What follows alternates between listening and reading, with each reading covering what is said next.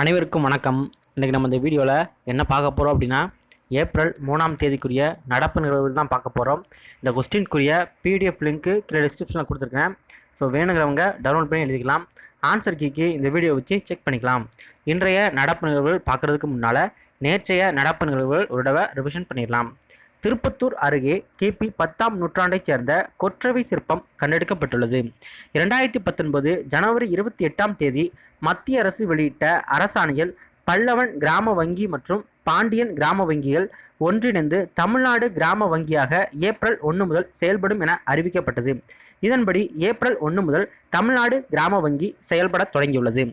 ஜம்மு காஷ்மீரில் JEL JK மற்றும் JKL-FY ஆகிய தீவிரவாத அமைப்புகளுக்கு விதிக்கப்பட்ட தடையை ஆய்வு செய்ய தில்லி உயர்நீதிமன்ற நீதிபதி சந்திரசேகர் தலைமையில் தனி தீர்ப்பாயத்தை அமைத்து மத்திய அரசு உத்தரவிட்டுள்ளது.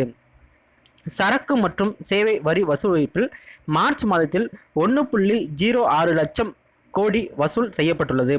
இதுவே GST அறிமுகம் செய்யப்பட்டதில் அதிக தொகை ஆகும். சர்வதேச கால்பந்து கூட்டமைப்பின் கவுன்சில் உறுப்பினர் ஆகும் முதல் இந்தியர் பிரஃபுல் படேல் ஜப்பானில் புதிய பேரரசர் பதவியேற்க உள்ளார். அவருடைய ஆட்சி காலம் புதிய சகாப்தம் ரெய்வா என அழைக்கப்படும் என அந்த நாட்டு அரசு தெரிவித்துள்ளது. வெனிசுலாவில் ரேஷன் முறையில் மின்சாரம் வழங்க திட்டமிடப்பட்டுள்ளது. 2ஆம் தலைமுறை தகவல் ரிலே செயற்கைக்கோளான டியான் எனும் செயற்கைக்கோளை சீனா விண்ணில் செலுத்தியுள்ளது. இந்தியா உள்பட 5 நாடுகளின் 29 செயற்கைக்கோள்களுடன் PSLV C-45 ராக்கெட் ஏப்ரல் 1ஆம் தேதி விண்ணில் ஏவப்பட்டது. உத்தரப்பிரதேச மாநிலம் முசாபர் நகரைச் சேர்ந்த மங்கே ராம் என்பவர் வரும் மக்களவைத் தேர்தலில் போட்டியிடும் வேட்பாளர்களில் மிகவும் ஏழையானவர். பொதுத்துறை வங்கிகளில் அதிக முதலீடு கொண்ட 2வது பெரிய வங்கியாக பேங்க் ஆஃப் பரோடா உருவாகியுள்ளது. ஸோ இந்த கொஷின் கேட்டிருந்தீங்க. 2வது பேங்க் HDFC பேங்க் அப்படின்னு சொல்லியிருந்தீங்க. நான் கொடுத்த கொஷின் என்ன அப்படின்னு பார்த்தீங்கன்னா, பொதுத்துறை வங்கி அதாவது கவர்மெண்ட் செக்டார் பேங்க்கில் பார்த்தீங்க அப்படின்னா செகண்ட் பிளேஸ் அப்படின்னு பார்த்தீங்கன்னா இந்த பேங்க் ஆஃப் பரோடா. இதுவே டோட்டலாக ஓவராலாக பேங்க் அப்படின்னு பார்த்தீங்கன்னா செகண்ட் பிளேஸ் HDFC பேங்க் வரும். ஆண்டுதோறும் டெஸ்ட் தரவரிசையில் முதலிடம் பிடிக்கும் அணிக்கு ICC 6.92 கோடி பரிசு தொகை வழங்கும். தொடர்ந்து 3வது ஆண்டாக இந்தியா முதலிடம் பிடித்துள்ளது. ஸோ இன்றைய நடப்பு நிகழ்வுகள் பார்க்கலாம். எந்த நாடு தானியங்கி துப்பாக்கிகளுக்கு தடை விதிக்கும் மசோதாவுக்கு ஒப்புதல் அளித்துள்ளது? ஸோ எந்த நாடு தானியங்கி துப்பாக்கிகளுக்கு தடை விதிக்கும் மசோதாவுக்கு ஒப்புதல் அளித்துள்ளது? நியூசிலாந்து. ஸோ நியூசிலாந்து நாடு தான் தானியங்கி துப்பாக்கிகளுக்கு தடை விதிக்கிற ஒரு புதிய சட்ட மசோதாவுக்கு ஒப்புதல் அளிச்சிருக்குது. என்ன அப்படின்னு பார்த்தீங்கன்னா, நியூசிலாந்தில் கிரைஸ்ட் சர்ச் அப்படிங்கிற ஒரு இடத்துல மசூதிகளில் துப்பாக்கி சூடு நடத்தப்பட்டது. ஸோ அதை காரணமாக காட்டி அந்த நாட்டில் இப்போ தானியங்கி துப்பாக்கிகளுக்கு தடை விதிக்கிறாங்க. உட்கல் திவாஸ் எந்த நாளில் கொண்டாடப்படுகிறது? ஸோ உட்கல் திவாஸ் எந்த நாளில் கொண்டாடப்படுகிறது? ஏப்ரல் 1. ஸோ ஒடிசா தினம் ஏப்ரல் 1ஆம் தேதி கொண்டாடப்படுகிறது. பிரிட்டிஷ் ஆட்சி கீழே பீகார் மாகாணம் அப்படின்னு இருந்துச்சு. அதை அதோட ஒரு பகுதியாக தான் இந்த ஒடிஷா இருந்துச்சு. ஓகேங்களா, அதாவது ஒரிஷா அப்படின்னு சொல்லி இருந்துச்சு. அடுத்து ஒடிஷாவை எப்போ பிரித்தாங்க அப்படின்னா 1936 ஏப்ரல் 1 பிரித்தாங்க. ஸோ அந்த நாளை நினைவு கூறும் விதமாக ஒடிஷா தினம் கொண்டாடப்பட்டு வருகிறது. இது 84வது தினம் அப்படின்னு சொல்லலாம். ஒரிஷா அப்படின்னு சொல்லி பேர் இருந்துச்சு. ஒடிஷா அப்படின்னு சொல்லி எப்போ மாற்றினாங்க அப்படின்னா 2011 மாற்றினாங்க. ஒடிஷாவோட CM யார் அப்படின்னா நவீன் பட்நாயக். கவர்னர் யார் அப்படின்னா கணேஷி லால். சமீபத்தில் பிரவாசி பாரதிய சம்மன் விருது யாருக்கு வழங்கப்பட்டது? ஸோ சமீபத்தில் பிரவாசி பாரதிய சம்மன் விருது யாருக்கு வழங்கப்பட்டது? ராஜேந்திர குமார் ஜோஷி. ஸோ வெளிநாடு வாழ் இந்தியர்களுக்கு வழங்கப்படும் ஒரு உயரிய விருது தான் இந்த பிரவாசி பாரதிய சம்மன் விருது அப்படிங்கிறது. இந்த விருது ராஜேந்திர குமார் ஜோஷிக்கு வழங்கப்பட்டிருக்குது. இவரோட பூர்வீகம் எது அப்படின்னா ராஜஸ்தான் மாநிலம். ஆனால் இப்போ இருக்கிறது எங்கே அப்படின்னா சுவிட்சர்லாந்தில் இருக்கிறாரு. சுவிட்சர்லாந்து நாட்டை சேர்ந்த ஒரு அறிவியல் அறிஞராக இருக்கிறாரு. பிரவாசி பாரதிய திவாஸ் அதாவது வெளிநாடு வாழ் இந்தியர் தினம் எப்போ கொண்டாடுறாங்க அப்படின்னா ஜனவரி 9ஆம் தேதி கொண்டாடுறாங்க. அதே மாதிரி பிரவாசி பாரதிய திவாஸ் மாநாடு எங்கே நடந்துச்சு அப்படின்னு பார்த்தீங்கன்னா வாரணாசியில் நடந்துச்சு. உலக ஆட்டிச விழிப்புணர்வு தினம் எந்த நாளில் கொண்டாடப்படுகிறது? ஸோ உலக ஆட்டிச விழிப்புணர்வு தினம் எந்த நாளில் கொண்டாடப்படுகிறது? ஏப்ரல் 2. ஸோ ஏப்ரல் 2 தான் வேர்ல்டு ஆட்டிசம் அவேர்னஸ் டே கொண்டாடப்படுகிறது.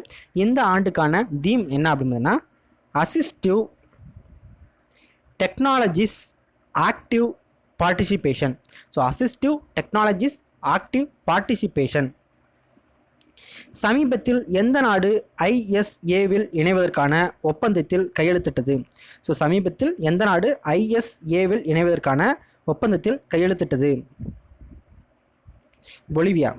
ஸோ பொலிவியா நாடு தான் சமீபத்தில் இந்த ISA, அதாவது இன்டர்நேஷ்னல் சோலார் அலையன்ஸில் இணைவதற்கான ஒரு ஒப்பந்தத்தில் வந்து கையெழுத்திட்டுருக்காங்க. ராம்நாத் கோவிந்த் வந்து, அதாவது நம்ம குடியரசுத் தலைவர் ராம்நாத் கோவிந்த் வந்து பொலிவியாவுக்கு சுற்றுப்பயணம் மேற்கொண்டிருக்காங்க. அந்த நேரத்தில் இந்த ஒப்பந்தம் வந்து கையெழுத்தாயிருக்குது.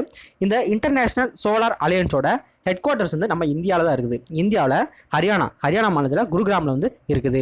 இதோட தலைவர் யார் அப்படின்னா உபேந்திர திரிபாதி. அதாவது இந்த சோலார் அலையன்ஸோட தலைவர், அதாவது இன்டர்நேஷ்னல் சோலார் அலையன்ஸோட தலைவர் யாருன்னா உபேந்திர திரிபாதி. காந்தமல் ஹல்டி மஞ்சளுக்காக எந்த மாநிலத்திற்கு புவிசார் குறியீடு வழங்கப்பட்டது? ஸோ காந்தமல் ஹல்டி மஞ்சளுக்காக எந்த மாநிலத்திற்கு புவிசார் குறியீடு வழங்கப்பட்டது? ஒடிஷா. ஸோ ஒடிஷா மாநிலத்துக்கு இந்த காந்தமல் ஹல்டி மஞ்சளுக்கு வந்து புவிசார் குறியீடு வந்து வழங்கப்பட்டிருக்குது. இந்திய ஓப்பன் பேட்மிண்டன் சாம்பியன்ஷிப் போட்டியில் ஆடவர் ஒற்றையர் பிரிவில் பட்டம் வென்றவர் யார்?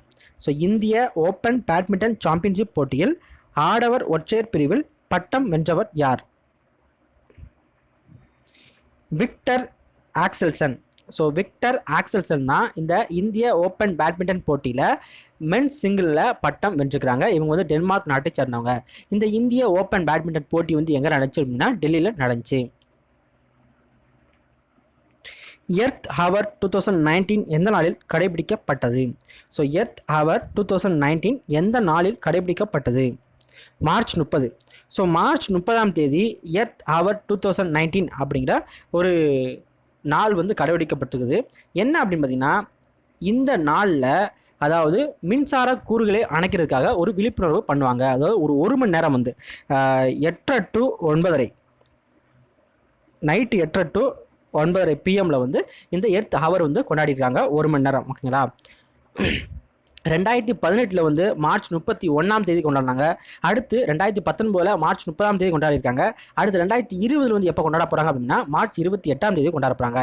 எல்லாமே இந்த சனிக்கிழமையில் வரும். ஓகேங்களா. இந்த எர்த் ஹவர் 2019 தீம் என்ன அப்படின்னா connect to earth.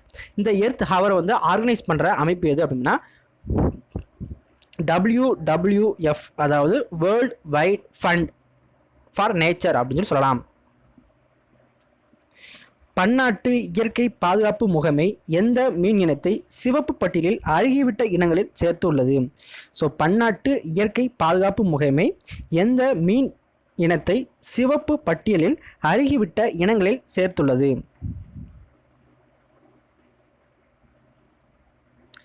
Hmm packed மகசீர். So hmm packed மாசிர் அப்படிங்கிற ஒரு மீன் இனத்தை வந்து பார்த்திங்க அப்படின்னா இந்த பன்னாட்டு இயற்கை பாதுகாப்பு முகமை, அதாவது IUCN அப்படின்னா என்ன அப்படின்னா international union for conservation of natures அப்படின்னு சொல்லலாம். இதுதான் இந்த ஹம் பேக்டு மாசிர் அப்படிங்கிற ஒரு மீன் இனத்தை வந்து ரெட் லிஸ்ட்டில் சேர்த்துருக்குறாங்க. ரெட் லிஸ்ட்டில் என்ன அப்படின்னு பார்த்தீங்கன்னா அருகிவிட்ட இனங்கள் பட்டியலில் வந்து சேர்த்துருக்குறாங்க. அருகிவிட்ட இனங்கள் அப்படின்னு பார்த்தீங்கன்னா என்ன அப்படின்னா எண்ணிக்கையில் வந்து குறைவாகவும் அடுத்து வந்து இறைக்காக கொல்லப்படுற ஒரு உயிரினமாகவும் இருக்கும். ஸோ அதுதான் அருகிவிட்ட இனங்கள் பட்டியலில் சேர்த்துருக்குறாங்க. இந்த ஹம் பேக்டு மாசிர் வந்து எங்கே காணப்படும் அப்படின்னா ஒன்லி காவிரி நதியில் மட்டும்தான் காணப்படும். இந்த பன்னாட்டு இயற்கை பாதுகாப்பு சங்கம், அதாவது IUCN ஹெட் குவார்ட்டர்ஸ் வந்து எங்கே இருக்குது அப்படின்னா சுவிட்சர்லாந்தில் இருக்குது. ஆசிய ஏர்கன் சாம்பியன்ஷிப் துப்பாக்கிச் சுடுதல் போட்டியில் இந்தியா மொத்தம் எத்தனை பதக்கங்களை வென்றுள்ளது? ஸோ ஆசிய ஏர்கன் சாம்பியன்ஷிப் துப்பாக்கிச் சுடுதல் போட்டியில் இந்தியா மொத்தம் எத்தனை பதக்கங்களை வென்றுள்ளது? 25. டோட்டலாக வந்து பார்த்திங்க அப்படின்னா 25 பதக்கங்களை வந்து வென்றுக்குது. அதில் 16 கோல்டு, அடுத்து 5 சில்வர், 4 பிரான்ஸ். ஸோ இந்த 25 மெடல்கள் வந்து இந்த ஆசிய ஏர்கன் சாம்பியன்ஷிப் துப்பாக்கி சுடுதல் போட்டியில் வந்து வென்றுக்குது. இது வந்து எங்கே நடந்துச்சு அப்படின்னா சீனாவில் தைபே நகரில் வந்து நடந்துச்சு. பஹ்ரைன் கிராண்ட் பிரிக்ஸ் 2019 பட்டம் வென்றவர் யார்? ஸோ பஹ்ரைன் கிராண்ட் பிரிக்ஸ் 2019 பட்டம் வென்றவர் யார்? Lewis Hamilton. So Lewis Hamilton தான் பஹ்ரைன் கிராண்ட் பிரிக்ஸ் 2019 டைட்டில் வந்து வாங்கியிருக்காங்க. இது வந்து ஒரு கால்பந்தய போட்டி. இந்தியாவில் முதல் முறையாக எந்த நிறுவனம் வாய்ஸ் பண பரிவர்த்தனைக்காக கூகுளுடன் இணைந்துள்ளது?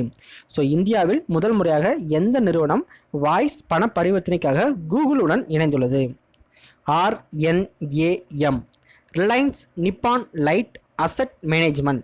இதுதான் வாய்ஸ் பேஸ்ட் ஃபினான்சியல் டிரான்சாக்ஷனுக்காக கூகுளோட இணைஞ்சிருக்காங்க. அதே மாதிரி இந்த மாதிரி பண்ணுற ஒரு முதல் இந்திய நிறுவனம் அப்படின்னு கூட சொல்லலாம். RNAM, ரிலையன்ஸ் நிப்பான் லைஃப் அசட் மேனேஜ்மெண்ட். இந்தியாவிற்கும் எந்த நாட்டிற்கும் இடையே லித்தியம் கார்பனேட் வழங்குவது தொடர்பான ஒப்பந்தம் கையெழுத்தானது? ஸோ இந்தியாவுக்கும் எந்த நாட்டிற்கும் இடையே லித்தியம் கார்பனேட் வழங்குவது தொடர்பான ஒரு ஒப்பந்தம் கையெழுத்தாகி உள்ளது? பொலிவியா. ஸோ இந்தியாவுக்கும் பொலிவியா நாட்டுக்கும் தான் இந்த லித்தியம் கார்பனேட் வழங்குவது தொடர்பான ஒரு புரிந்துணர்வு ஒப்பந்தம் வந்து கையெழுத்தாகிறது. ஸ்குவாஷ் தரவரிசை பட்டியலில் சௌரவ் கோஷல் தரவரிசை என்ன? ஸோ ஸ்குவாஷ் தரவரிசை பட்டியலில் இந்தியாவை சேர்ந்த சௌரவ் கோஷல் தரவரிசை என்ன அப்படின்னா 10. ஸோ இந்த முதல் 10 இடங்களுக்குள்ள வர்ற முதல் ஆடவர், அதாவது இந்திய ஆடவர் அப்படின்னு சொன்னால் இந்த இவரை தான் சொல்லலாம். இந்த ஸ்குவாஷ் தரவரிசை பட்டியலில் சௌரவ் கோஷல் தான் இந்தியாவை சேர்ந்தவர். ஸோ இதோட இன்றைய நடப்பு முடிஞ்சு. தினசரி திருப்பதி பயிற்சியில் நேற்றைய கேள்விகளுள்ள பதில்கள் பார்க்கலாம். ஏப்ரல் 2019 முதல் மார்ச் 2020 காலகட்டத்தை எந்த ஆண்டாக கடைபிடிக்க வேண்டும் என்று பிரதமர் தெரிவித்துள்ளார்? கட்டுமான தொழில்நுட்ப ஆண்டு. 15வது நிதிக்குழு புதிய உறுப்பினராக சமீபத்தில் நியமிக்கப்பட்டுள்ளவர் யார்? அஜய் நாராயண் ஜா. ஸோ இன்றைய கேள்விகள். Mann Ki Baat a social revolution on radio என்ற புத்தகத்தை வெளியிட்டவர் யார்? So Mann Ki Baat a social revolution on radio என்ற புத்தகத்தை வெளியிட்டவர் யார்? எழுதியவர் இல்லை, வெளியிட்டவர் யார்? ரெண்டாவது வந்து பார்த்தீங்கன்னா சிறப்பு ஒலிம்பிக் 2019 எங்கு நடைபெற்றது? ஸோ சிறப்பு ஒலிம்பிக் 2019 எங்கு நடைபெற்றது? இந்த 2 கேள்விகளுக்கும் பதில் தெரிஞ்சு அப்படின்னா கமெண்ட் பண்ணுங்கள். தெரியனால பரவாயில்ல, சர்ச் பண்ணி கமெண்ட் பண்ணுங்கள். தேங்க்யூ.